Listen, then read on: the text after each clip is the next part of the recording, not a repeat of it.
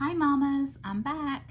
I just wanted to talk to you a little bit about the remote learning or the remote teaching that your kids have been having to deal with, and you're trying to teach them and they're trying to learn, and I know how difficult it's been, and I am just really proud of y'all for hanging in there because it's tough. That's all there is to it. It's tough. Some kids do better at it than other kids do, and moms, you're just doing a great job, or sometimes dads and the grandmas are doing it now.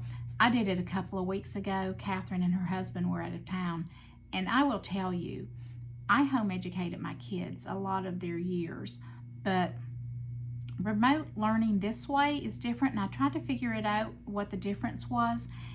And in my mind, it's because I teach a certain way, and everybody has their own style of teaching their children. But when you're doing remote learning through a school system, you have to do it their way. And that's hard because the way that they teach may not be the way that you teach. So I think that's where some of the difficulty comes in. If you're struggling with that, it's just that you have a different mode of teaching your kids, and you're having to do it the way that the teacher does it. And the teacher's trying to do it with 30 students remotely, and that's really hard. And kudos to you teachers who are having to do that and relearn a whole new system. It's different. Some of the terms that I had to learn when I was teaching Emma and little Brian, one of the ones that just makes me laugh still is freckle. They had to go on a freckle program, and I'm thinking, freckles are what's on your face. I'm just, anyway, it's a whole new game out there. So it was like freckle, and they'd have to get on to it from one section to another section on Google in order to turn their work in. And I was just like, wow, this could be very overwhelming, especially if you've never done it before. It's hard. It's just hard. But I've also seen a lot of blessing come through the coronavirus. A lot of families have talked about how they are so close as families now. They may have been close before, but this is like a whole different level because you're together like all the time, and you're doing everything like all the time together. You're not just there after school helping them do their homework. You're helping them do everything. And you've had to learn to give and take, and even husbands and wives being there for each other a little bit more. And you know what? If your husband's not in the room right now, go get him. Just go get him and tell him, come here. Tell him that Miriam just wants to talk to him for just a little minute. And if he's not coming or he's not willing to do that, then you can just bring my face to him later, because I want to tell you husbands something. This is stressful, and I want you to help your wives. And I know that you work all day and you come home and you're tired and all you want to do is sit on the couch sometimes, but you know what? You don't get to. I want you to come home and help your wife. And how you can help your wife is to say, what can I do to help you? Don't wait for her to ask. Just go up to her and say, what can I do to help you? And if you really want a lot of brownie points, whatever she asks you to do it the way she asks you to do and the way that she would do it. Because sometimes you have the tendency to say, it'll be all right if I do it this way. And you know what? It would be all right. But if you really want to be a helpmeet to your wife, do it the way that she asks you to do it. Because if not, if she's got an OCD brain like I do, then she's going to have to go back and redo it anyway. And that's not being a help to her. So right now especially, be a help to your wife, because she is under a lot of stress because she's teaching the kids. And they're having to make certain scores. I mean, they're being graded this year. They're not just, kind of brushing it under the rug as, oh, well, we're not going to grade it this year.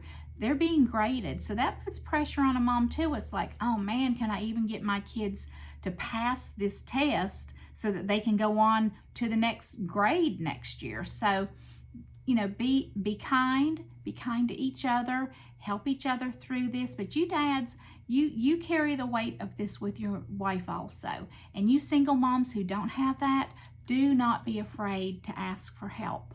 And you have friends that would probably be more than willing to help, but if you're acting like you've got it all together, then they may not think, well, I need to offer to do something anyway. So don't be afraid to say, I'm overwhelmed. I just cannot get it all done. And you know what? You probably won't be able to keep your house as clean as you normally did because you've got projects everywhere and you've got school papers everywhere and you've had to rearrange your home because now school's in one part of your home. So be easy on yourself, be kind to yourself. It's okay that certain things don't get done.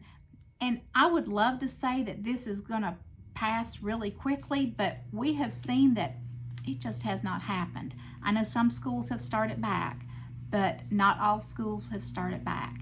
So you just hang in there. You are doing a great job. You know what?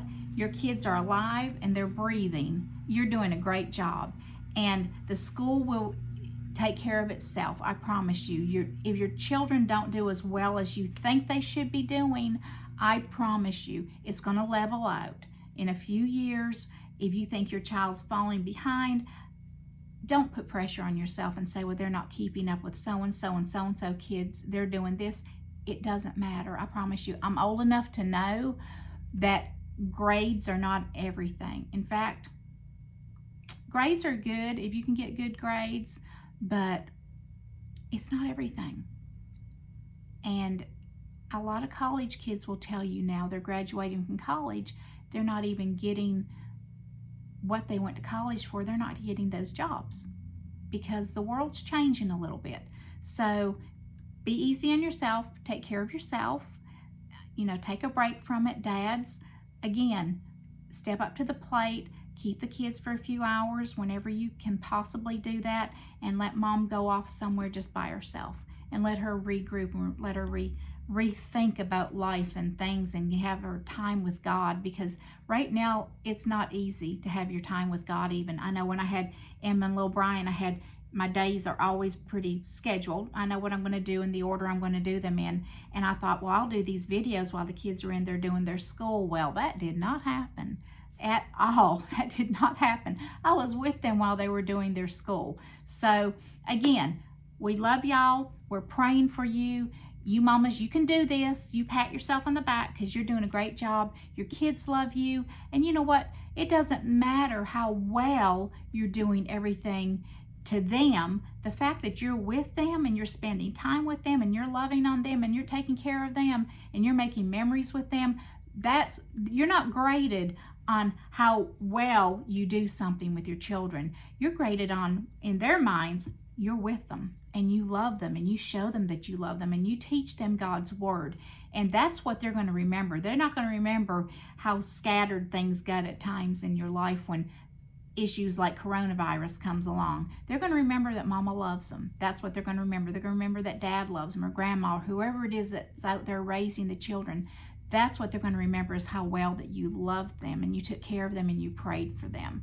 So I love you, and I hope that your day is good and that it is blessed, and that you just go love on those babies and you let some of the dust settle. It's going to be all right. I promise you.